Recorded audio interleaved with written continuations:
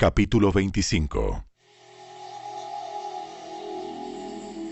3 días después de que Festo llegó a Cesarea para asumir sus nuevas funciones, partió hacia Jerusalén, donde los sacerdotes principales y otros líderes judíos se reunieron con él y le presentaron sus acusaciones contra Pablo.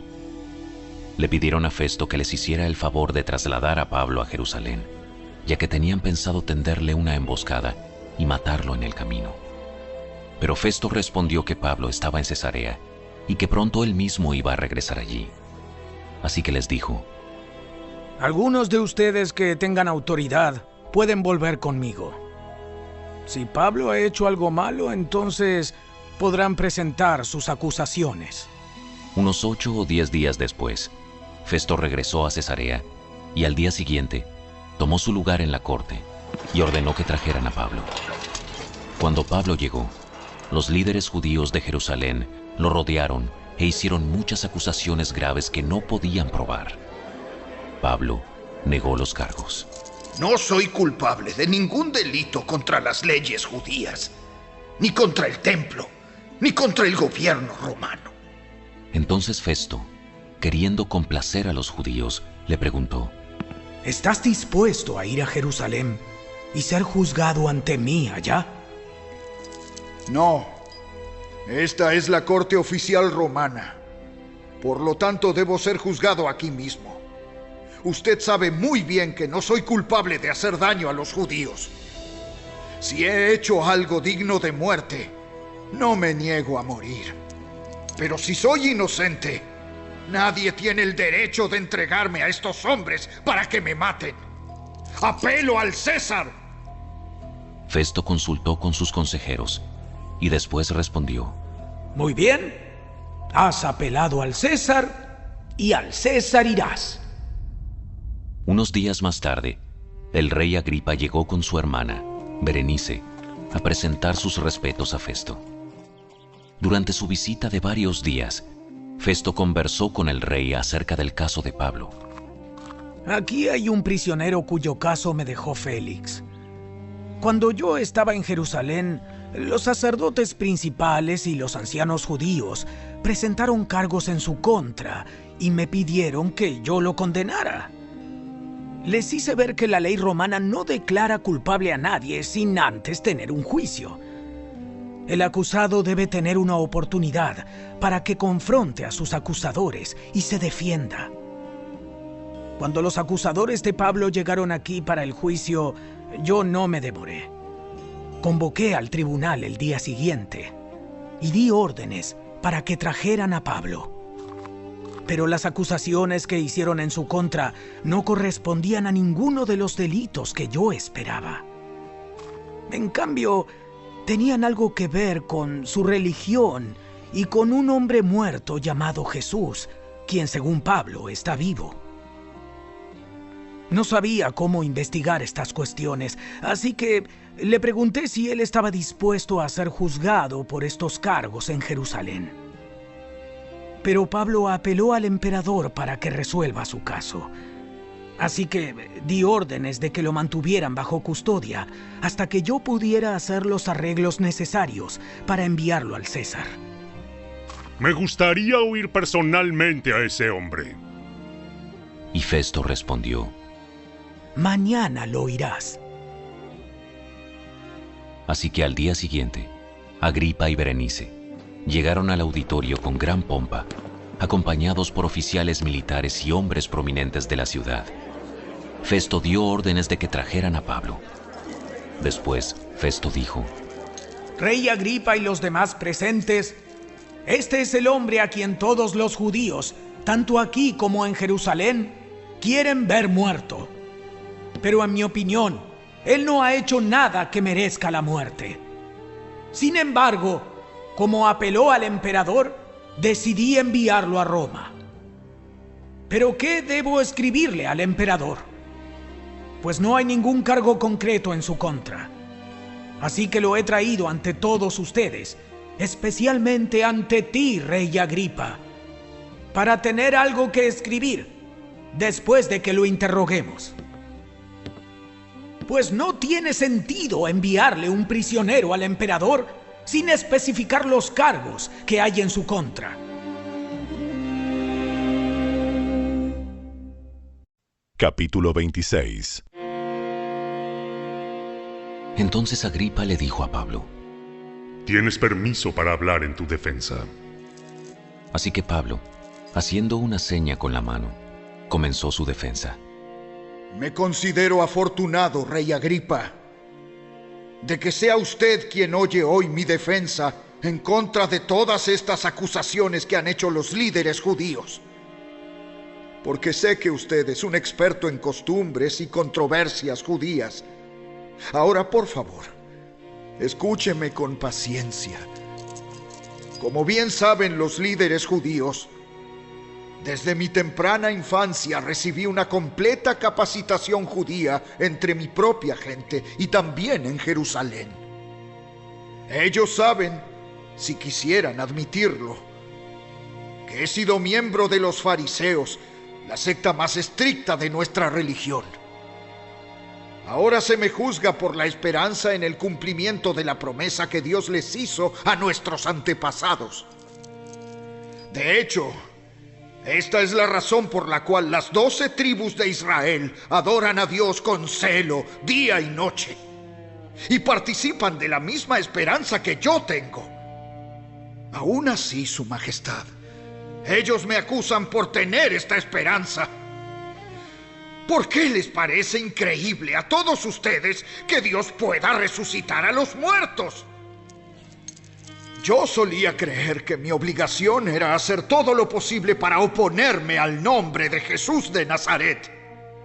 Por cierto, eso fue justo lo que hice en Jerusalén. Con la autorización de los sacerdotes principales, hice que muchos creyentes de allí fueran enviados a la cárcel. Di mi voto en contra de ellos cuando los condenaban a muerte. Muchas veces hice que los castigaran en las sinagogas para que maldijeran a Jesús.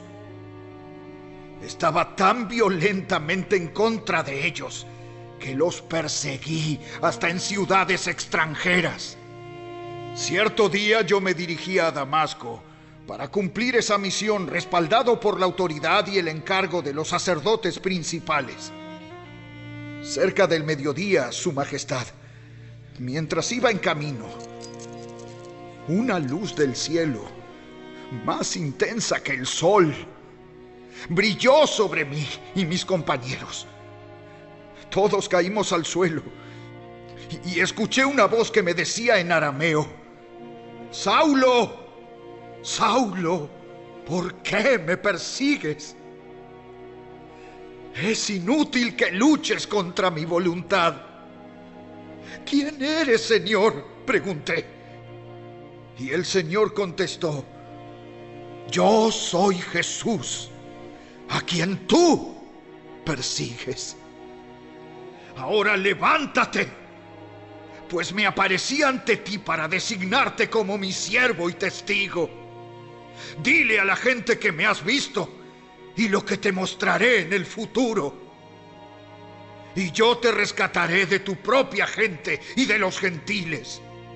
Sí, te envío a los gentiles, para que les abras los ojos a fin de que pasen de la oscuridad a la luz y del poder de Satanás a Dios. Entonces recibirán el perdón de sus pecados y se les dará un lugar entre el pueblo de Dios, el cual es apartado por la fe en mí. Por lo tanto, rey Agripa, obedecí esa visión del cielo. Primero les prediqué a los de Damasco, luego en Jerusalén y por toda Judea, y también a los gentiles, que todos tienen que arrepentirse de sus pecados y volver a Dios, y demostrar que han cambiado por medio de las cosas buenas que hacen. Unos judíos me arrestaron en el templo por predicar esto y trataron de matarme. Pero Dios me ha protegido hasta este mismo momento para que yo pueda dar testimonio a todos, desde el menos importante hasta el más importante. Yo no enseño nada fuera de lo que los profetas y Moisés dijeron que sucedería. Que el Mesías sufriría y que sería el primero en resucitar de los muertos. Y de esta forma anunciaría la luz de Dios tanto a judíos como a gentiles por igual.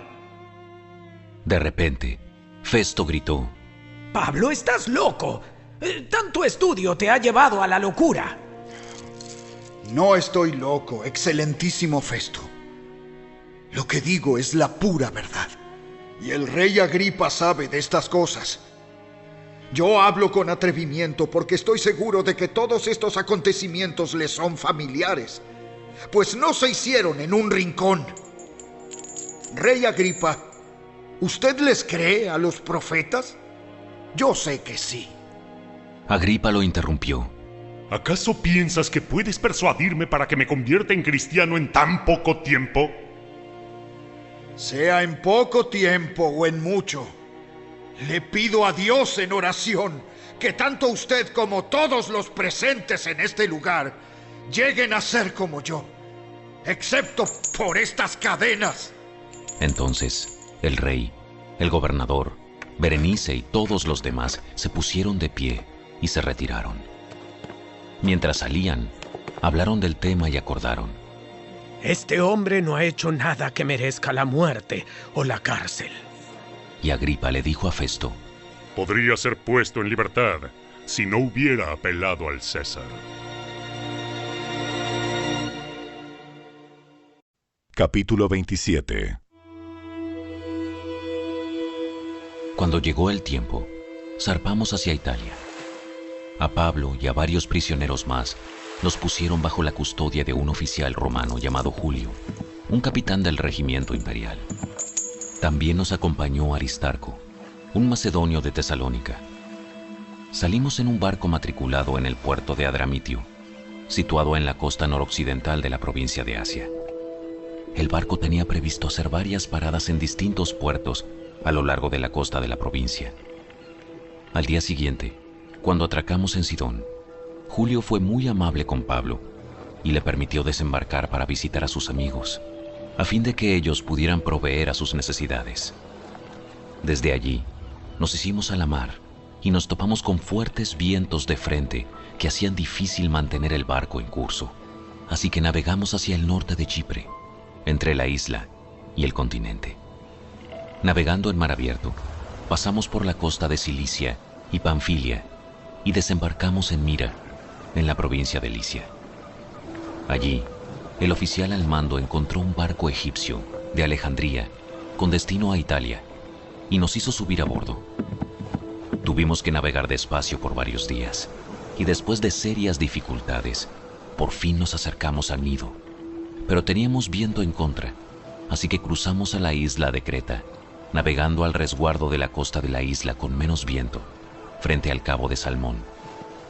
Seguimos por la costa con mucha dificultad y finalmente llegamos a buenos puertos, cerca de la ciudad de Lasea. Habíamos perdido bastante tiempo. El clima se ponía cada vez más peligroso para viajar por mar, porque el otoño estaba muy avanzado, y Pablo comentó eso con los oficiales del barco. Les dijo: Señores, creo que tendremos problemas más adelante si seguimos avanzando. Naufragio, pérdida de la carga y también riesgo para nuestras vidas. Pero el oficial a cargo de los prisioneros les hizo más caso al capitán y al dueño del barco que a Pablo, ya que Buenos Puertos era un puerto desprotegido, un mal lugar para pasar el invierno. La mayoría de la tripulación quería seguir hasta Fenice, que se encuentra más adelante en la costa de Creta, y pasar el invierno allí. Fenice era un buen puerto, con orientación solo al suroccidente y al noroccidente. Cuando un viento suave comenzó a soplar desde el sur, los marineros pensaron que podrían llegar a salvo. Entonces levaron anclas y navegaron cerca de la costa de Creta. Pero el clima cambió abruptamente y un viento huracanado llamado nororiente sopló sobre la isla y nos empujó a mar abierto. Los marineros no pudieron girar el barco para hacerle frente al viento, así que se dieron por vencidos y se dejaron llevar por la tormenta. Navegamos al resguardo del lado con menos viento de una pequeña isla llamada Cauda, donde con gran dificultad subimos a bordo el bote salvavidas que era remolcado por el barco. Después los marineros ataron cuerdas alrededor del casco del barco para reforzarlo. Tenían miedo de que el barco fuera llevado a los bancos de arena de Sirte, frente a la costa africana, así que bajaron el ancla flotante para disminuir la velocidad del barco y se dejaron llevar por el viento. El próximo día, como la fuerza del vendaval seguía azotando el barco, la tripulación comenzó a echar la carga por la borda. Luego, al día siguiente, hasta arrojaron al agua parte del equipo del barco. La gran tempestad rugió durante muchos días, ocultó el sol y las estrellas, hasta que al final se perdió toda esperanza. Nadie había comido en mucho tiempo. Finalmente, Pablo reunió a la tripulación y le dijo: Señores, ustedes deberían haberme escuchado al principio y no haber salido de Creta. Así se hubieran evitado todos estos daños y pérdidas. Pero anímense. Ninguno de ustedes perderá la vida, aunque el barco se hundirá. Pues anoche un ángel de Dios, a quien pertenezco y a quien sirvo, estuvo a mi lado y dijo: Pablo, no temas, porque ciertamente serás juzgado ante el César. Además, Dios, en su bondad, ha concedido protección a todos los que navegan contigo. Así que anímense, pues yo le creo a Dios. Sucederá tal como Él lo dijo, pero seremos náufragos en una isla. Como a la medianoche de la 14ª noche de la tormenta, mientras los vientos nos empujaban por el mar Adriático, los marineros presintieron que había tierra cerca. Arrojaron una cuerda con una pesa y descubrieron que el agua tenía 37 metros de profundidad. Un poco después, volvieron a medir y vieron que solo había 27 metros de profundidad. A la velocidad que íbamos, ellos tenían miedo de que pronto fuéramos arrojados contra las rocas que estaban a lo largo de la costa, así que echaron 4 anclas desde la parte trasera del barco y rezaron que amaneciera. Luego los marineros trataron de abandonar el barco.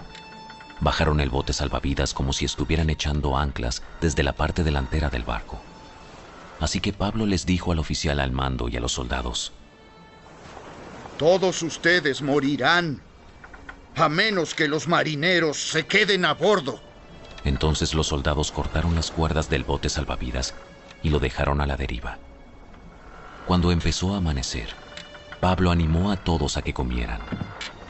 Ustedes han estado tan preocupados que no han comido nada en 2 semanas.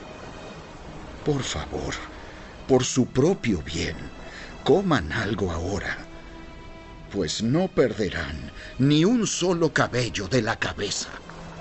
Así que tomó un poco de pan, dio gracias a Dios delante de todos, partió un pedazo y se lo comió. Entonces todos se animaron y empezaron a comer, los 276 que estábamos a bordo. Después de comer, la tripulación redujo aún más el peso del barco, echando al mar la carga de trigo.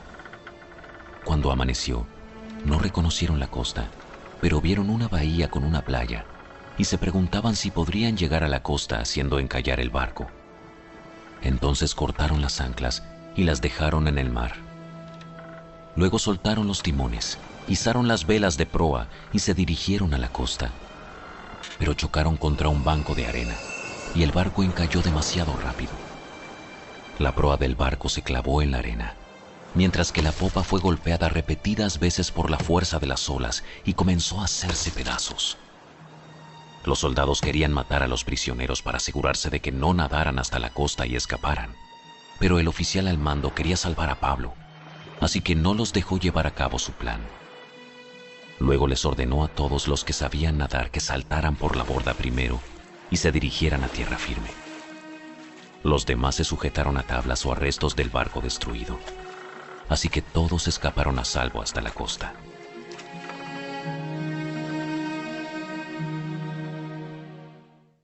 Capítulo 28. Una vez a salvo en la costa, nos enteramos de que estábamos en la isla de Malta. La gente de la isla fue muy amable con nosotros. Hacía frío y llovía. Entonces encendieron una fogata en la orilla para recibirnos. Mientras Pablo juntaba una brazada de leña y la echaba en el fuego, una serpiente venenosa que huía del calor lo mordió en la mano.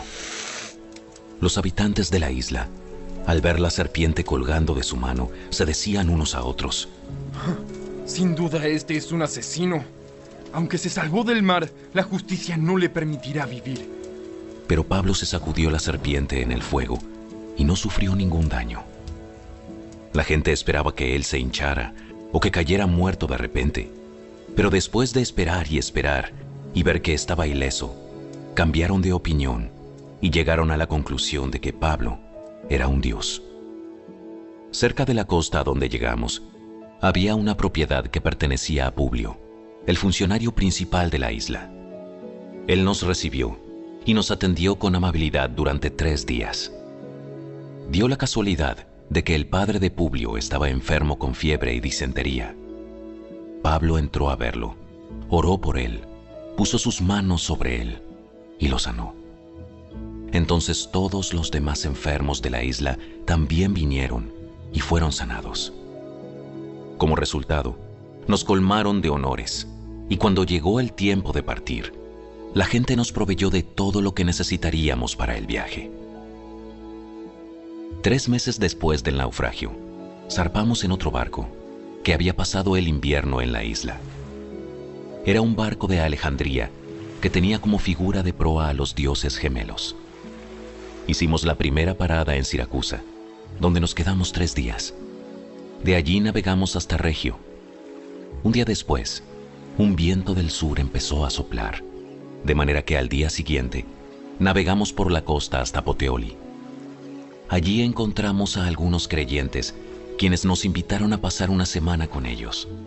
Y así llegamos a Roma. Los hermanos de Roma se habían enterado de nuestra inminente llegada y salieron hasta el foro por el camino Apio para recibirnos.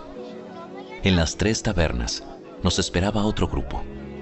Cuando Pablo los vio, se animó y dio gracias a Dios. Una vez que llegamos a Roma, a Pablo se le permitió hospedarse en un alojamiento privado, aunque estaba bajo la custodia de un soldado. 3 días después de haber llegado, Pablo mandó reunir a los líderes judíos locales. Les dijo: Hermanos, fui arrestado en Jerusalén y entregado al gobierno romano, a pesar de no haber hecho nada en contra de nuestro pueblo ni de las costumbres de nuestros antepasados. Los romanos me llevaron a juicio y querían ponerme en libertad, porque no encontraron ninguna causa para condenarme a muerte.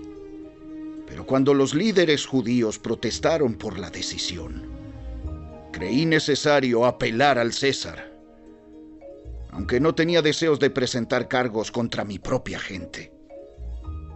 Les pedí a ustedes que vinieran hoy aquí para que nos conociéramos y para que yo pudiera explicarles que estoy atado con esta cadena, porque creo que la esperanza de Israel, el Mesías, ya ha venido.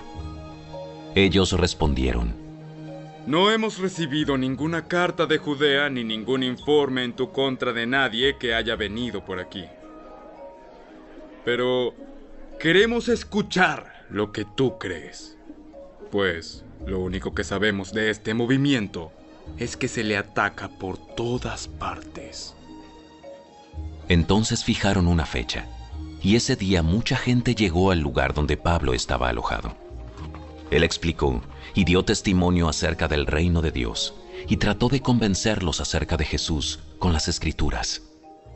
Usando la ley de Moisés y los libros de los profetas, les habló desde la mañana hasta la noche. Algunos se convencieron por las cosas que dijo, pero otros no creyeron. Después de discutir entre unos y otros, se fueron con las siguientes palabras finales de Pablo: El Espíritu Santo tenía razón cuando les dijo a sus antepasados por medio del profeta Isaías: Ve y dile a este pueblo: cuando ustedes oigan lo que digo, no entenderán. Cuando vean lo que hago, no comprenderán.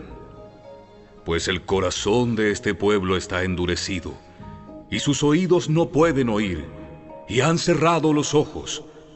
Así que sus ojos no pueden ver, y sus oídos no pueden oír, y su corazón no puede entender, y no pueden volver a mí para que yo los sane.